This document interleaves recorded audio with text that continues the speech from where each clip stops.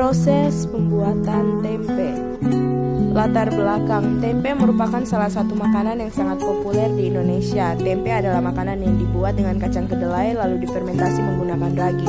Ini merupakan hal yang menarik bagi saya, oleh sebab itu saya melakukan percobaan ini. Rumusan masalah, bagaimana cara kacang kedelai dan ragi berfermentasi hingga menjadi tempe? Tujuan untuk mengetahui bagaimana cara membuat tempe dan proses fermentasi tempe. Landasan teori atau kajian pustaka. 1. Kacang kedelai. Kedelai atau kacang kedelai adalah salah satu tanaman jenis polong-polongan yang menjadi bahan dasar banyak makanan dari Asia Timur seperti susu, kecap, tahu, dan tempe. Berdasarkan peninggalan arkeologi, tanaman ini telah dibudidayakan sejak 3.500 tahun lalu di Asia Timur. 2. Ragi tempe. Ragi tempe merupakan kumpulan spora kapang yang memegang peranan penting dalam pembuatan tempe karena dapat mempengaruhi mutu yang dihasilkan. Alat dan bahan: kacang kedelai, ragi tempe, air, kompor, wajan, sendok, wadah atau loyang, gelas, korek, plastik, tusuk gigi, gunting. Cara membuat tempe: pertama, kita siapkan kacang kedelai yang masih baru, kemudian kita masukkan ke dalam wadah. Setelah itu kita tuangkan air.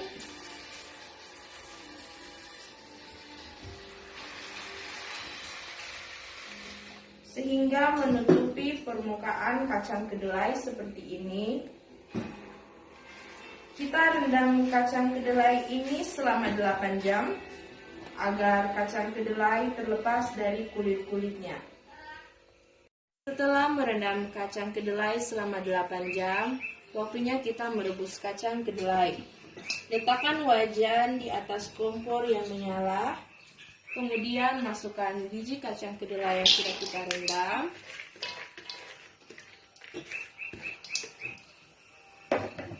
Lalu masukkan air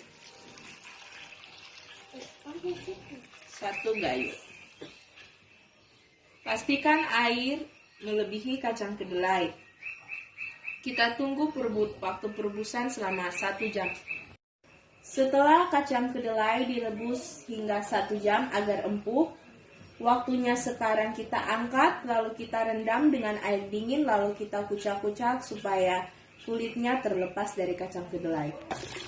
Ini adalah proses perendaman kacang kedelai dengan air dingin, dan ini juga adalah proses pelepasan kulit kacang kedelai agar kacang kedelai untuk membuat tempe dapat menghasilkan tempe yang bersih. Setelah merendam kacang kedelai dengan air dingin lalu mengupas kulit-kulit arinya, kita biarkan hingga ia mengering seperti ini.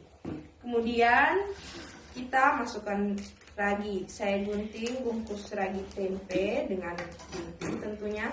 Kemudian saya masukkan 1 sendok makan. Saya tambahkan lagi sedikit. Oke, sudah cukup. Kemudian kita ratakan menggunakan sendok, kita aduk-aduk ya.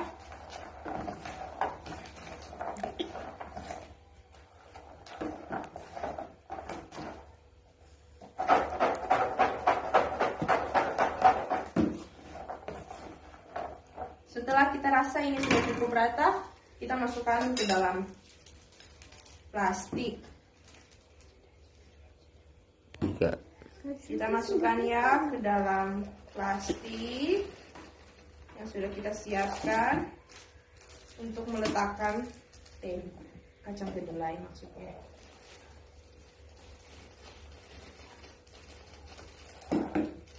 OMG, hello. Sabar ya guys.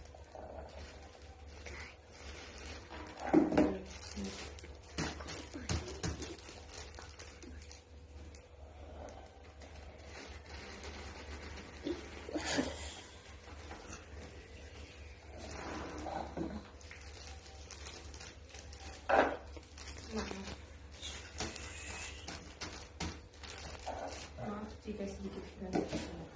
Ini tidak kita gunakan ya, karena sudah jatuh di atas meja.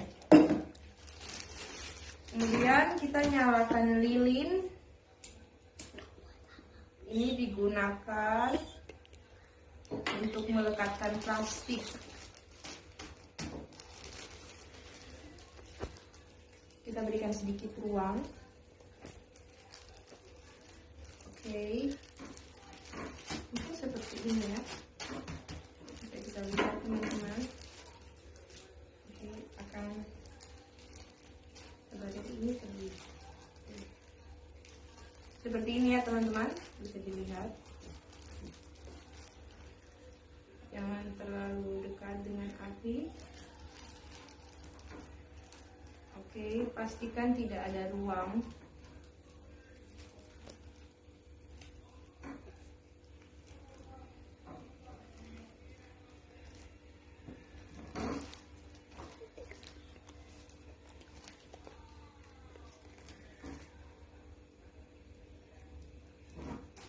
Oke, pastikan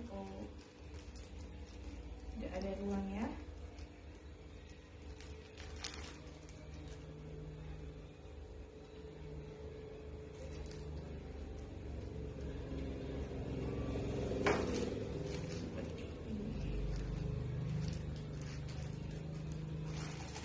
Jika sudah kita pastikan tidak ada ruang untuk udara masuk, kemudian bungkus tempenya kita tusuk-tusuk menggunakan tusuk gigi.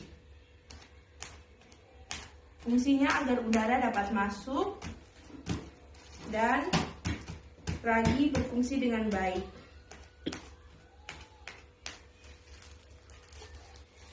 Setelah ini selesai, kita akan memasukkannya ke dalam cool box atau tempat yang sangat cocok dengan suhu ruangan agar tempe dapat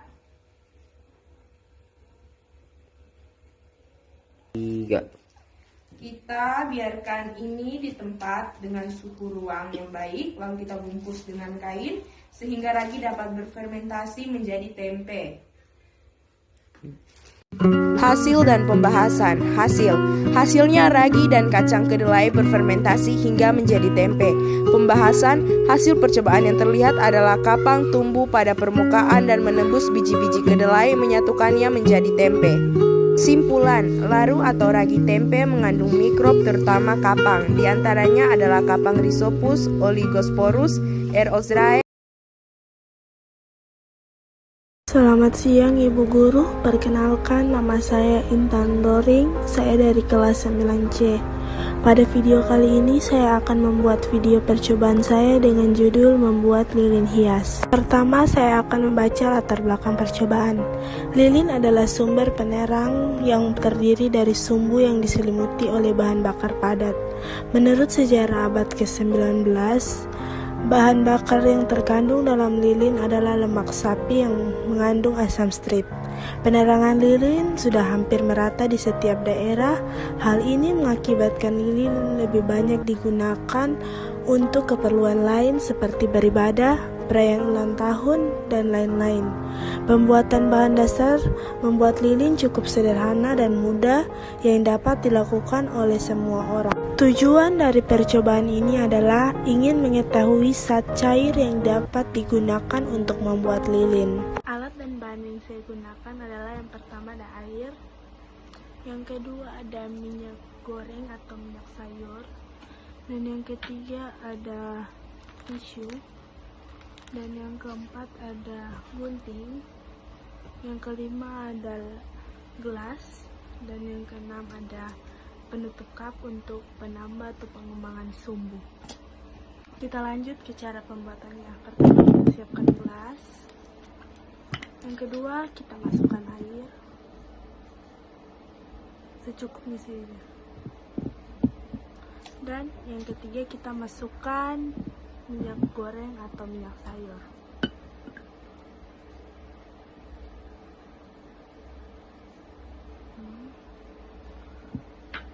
Terus ini cupnya kita gunting. Di sini saya kasih agak percepat supaya kalian tidak bosan. Lalu kalau sudah jadi seperti ini, kita siapkan tisu yang sudah kita bikin seperti ini, kita masukkan ke lubang yang ada di tengahnya. Kita masukkan. Jika ini kepanjangan kita gunting aja.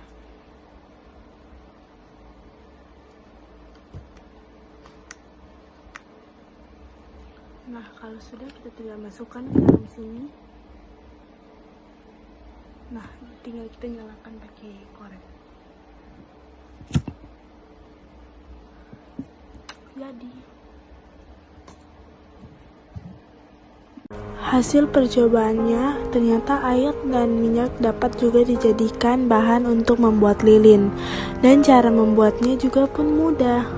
Hasil kesimpulan, air dan minyak dapat dijadikan bahan pembuatan lilin, dan kita pun dapat menghemat uang ketika mati listrik dengan membuat lilin yang estetik seperti di video tadi.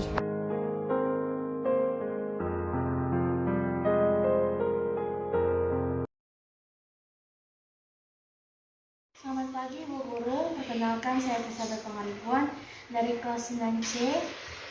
Ingin melakukan percobaan membuat puding coklat. Tujuan dari percobaan ini adalah untuk mencoba membuat variasi hidangan penutup. Rumusan masalahnya adalah bagaimana cara membuat puding coklat yang baik. Alat dan bahan yang kita perlukan adalah alatnya gunting, cetakan, tempat air, panci, dan ini. Bahan-bahannya adalah bubuk puding, susu, muka, dan air. Langkah pertama yang kita harus lakukan adalah menambahkan 500 ml air.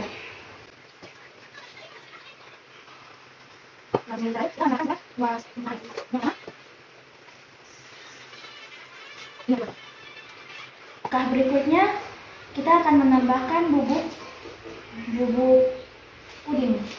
Pertama kita buka, lalu tambahkan air.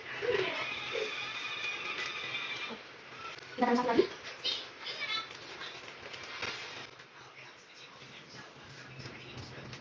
Lalu kita menaruhkan sedikit mocha.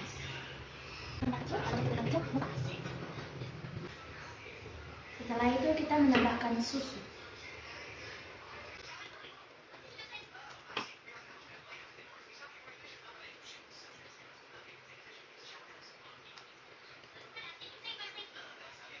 Sebelum kita menaruhnya di kompor, kita mengaduknya sampai rata dulu, lalu kita menaruhnya di kompor.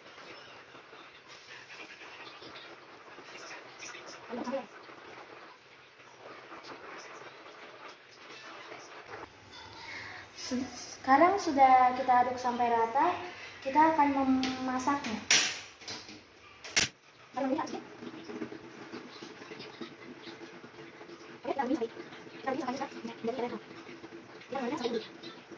Ketika sudah mendidih, kita tinggalkan 1 menit.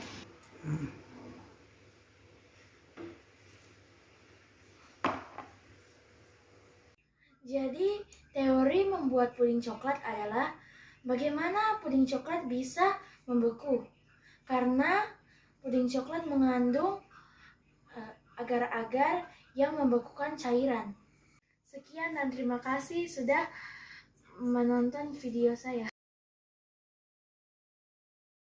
Siang Ibu Guru serta teman-teman sekalian, sekarang saya akan membuat percobaan tentang sabun menarik minyak. Pertama-tama saya akan menjelaskan tentang tujuannya dulu. Tujuan dari percobaan ini ialah agar kita dapat melihat proses dari sabun yang menarik minyak untuk menyatu dengan air. Nah, di sini saya sudah memiliki semua bahannya. Yang pertama ialah sabun cair. Bisa dilihat sabun cair, minyak sayur, air, dan wadah, dan juga sendok. Sekarang saya akan mencampurkan pertama-tama air dulu di sini dengan minyak. Ambil 1 sendok saja.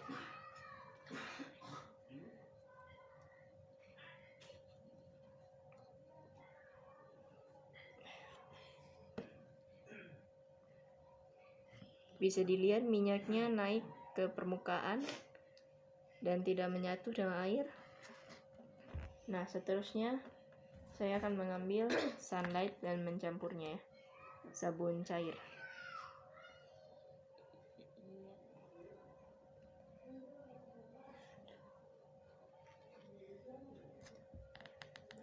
1 sendok saja.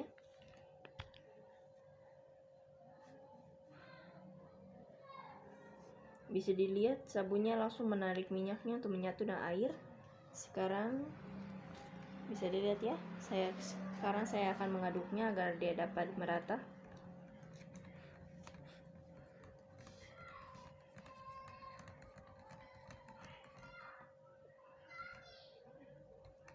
Nah, bisa dilihat sekarang sabunnya sudah menarik minyak dan sudah menyatu dengan air, dan sekarang sudah tidak ada lagi minyaknya yang terapung.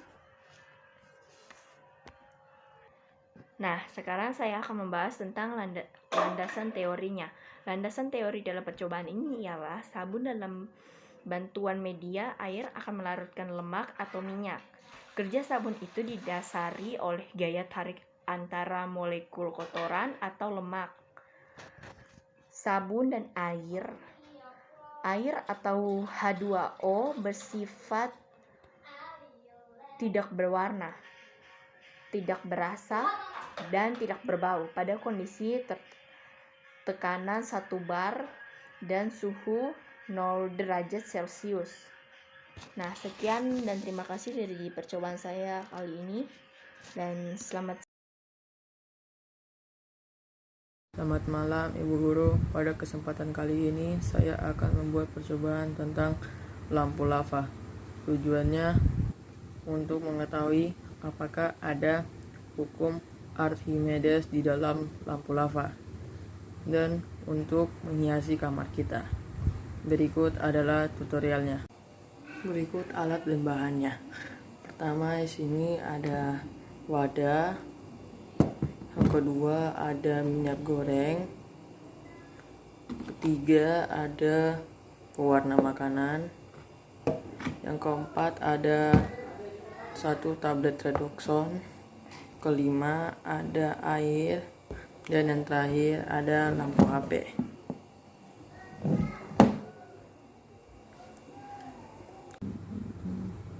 Kita masukin air secukupnya.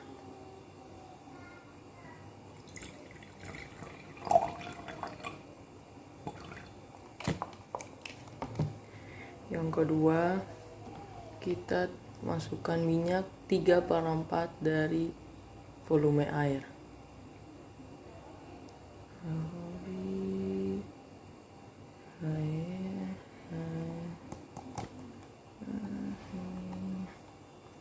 Langkah yang ketiga, kita masukkan pewarna makanan.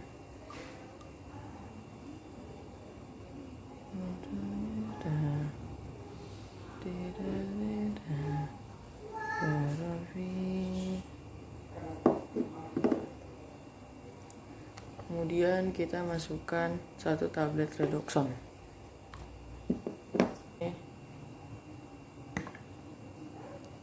Dan ini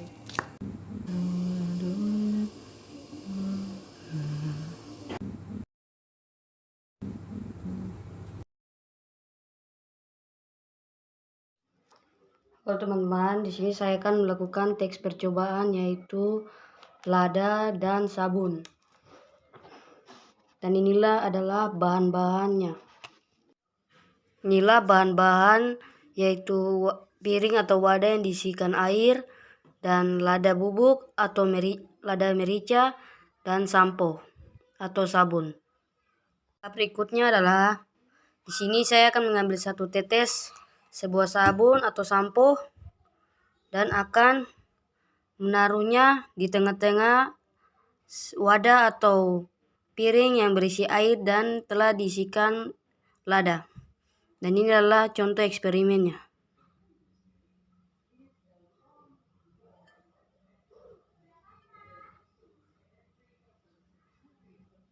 Kesimpulannya adalah butiran lada berlarian menjauh karena sabun cair memecahkan tegangan air.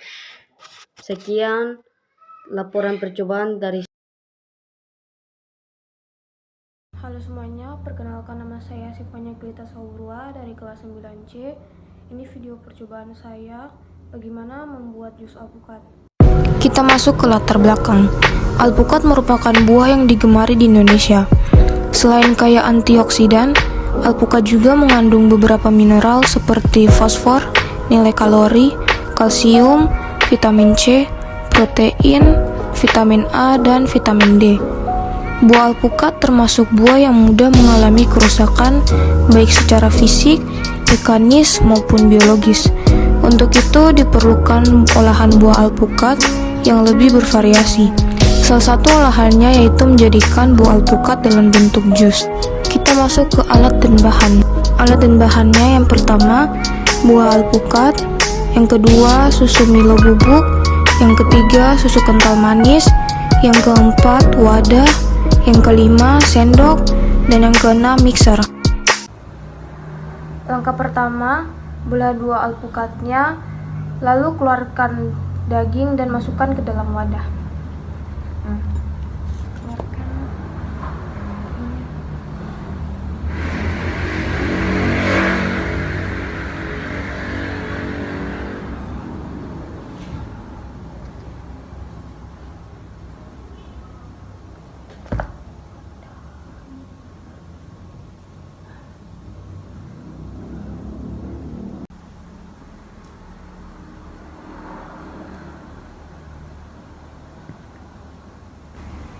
Kalau sudah dimasukkan ke dalam wadah, kita mixer hingga kental. Kalau kekentalannya sudah begini, tinggal dicampurkan dengan Milo dan susu kental manis. Tuangkan Milo bubuk ke dalam wadah. Setelah itu, tuangkan susu kental manis ke dalam wadah.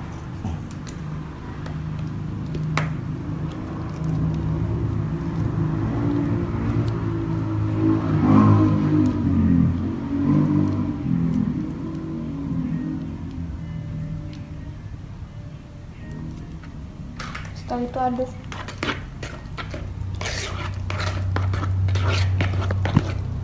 Setelah sudah menuangkan susu Milo dan susu kental manis, siapkan wadah dan masukkan ke dalam wadah.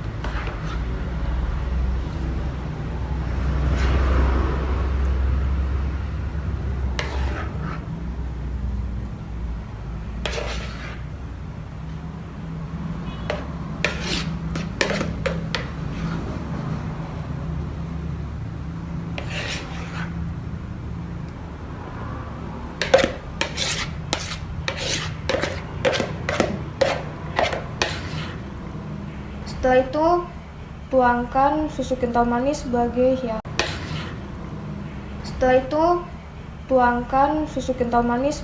Hiasannya.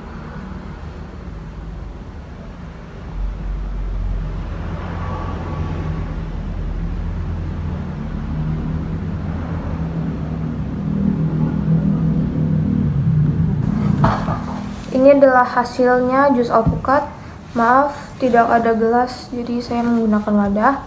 Dan terima kasih.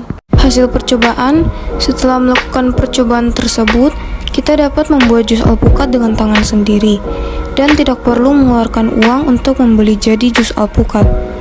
Caranya gampang dan mudah, serta bisa menjadi minuman favorit keluarga karena rasanya yang enak. Simpulan, dengan membuat jus alpukat, kita dapat menghemat pengeluaran kita. Bahan-bahannya murah dan kita dapat membuatnya sendiri di rumah. Dengan itu, kita dapat mengasah kemampuan kuliner kita dan mendekatkan diri dengan keluarga.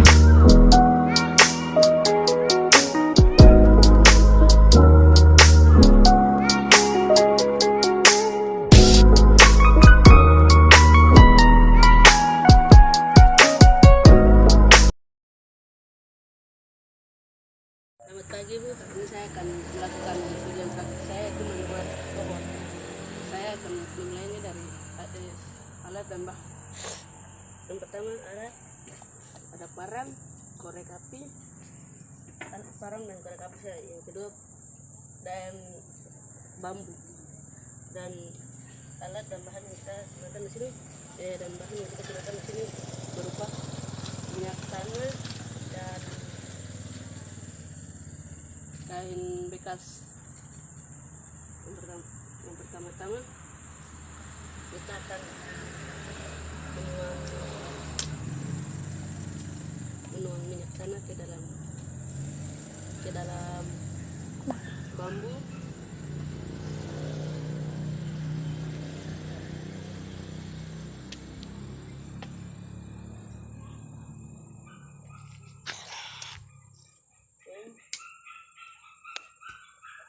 Yang kedua kita akan memasukkan kain kotor ke dalam bambu.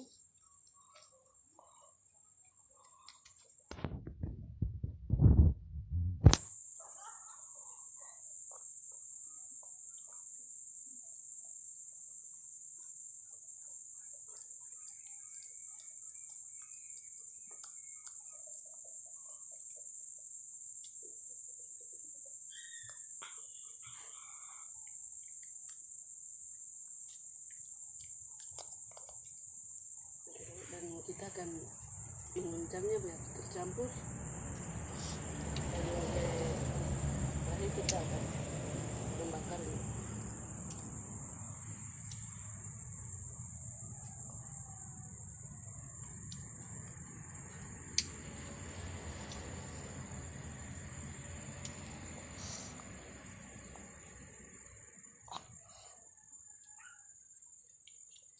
Ih, jatuh.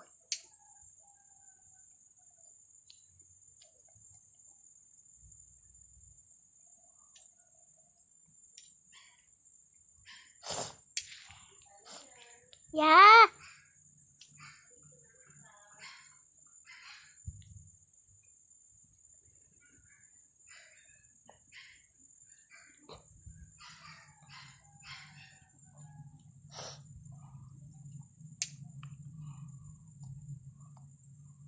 Harus ketemu udah bakar.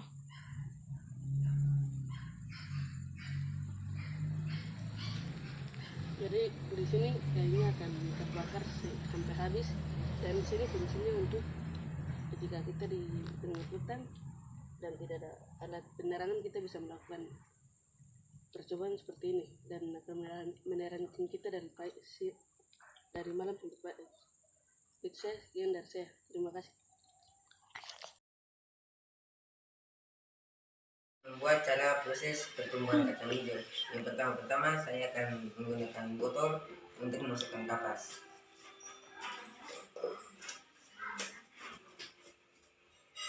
Setelah memasukkan kapas, saya akan menuangkan air secukupnya.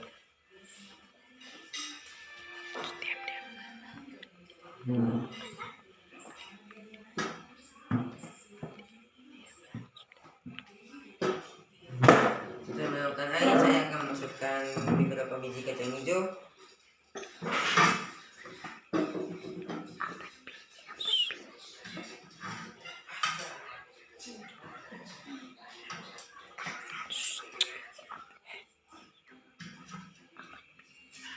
Dan kita akan menunggu selama 2 hari proses pertumbuhan kacang hijau. Selamat malam Ibu Guru dan teman-teman. Pada kesempatan kali ini saya akan melakukan percobaan tentang mengubah warna Fanta menjadi bening. Alat dan bahan yang dibutuhkan adalah 1 botol Baiklin, 1 buah gelas bening, dan 1 kaleng Fanta. Langkah pertama yang dilakukan, pertama-tama kita menuangkan 1 botol Baiklin ke dalam gelas bening.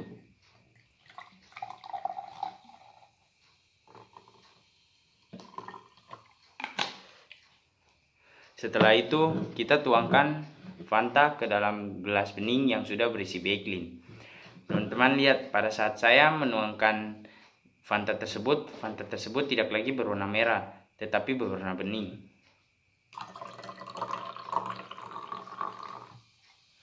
Mengapa Fanta tersebut tidak lagi berwarna merah? Karena pemutih melepaskan molekul oksigen yang disebut oksidasi.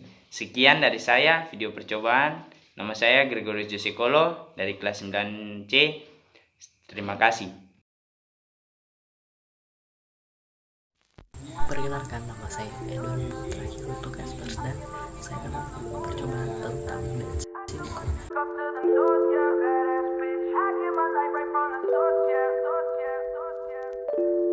I got my peaches out in Georgia, oh yeah shit. I get my weed from California, that's that shit.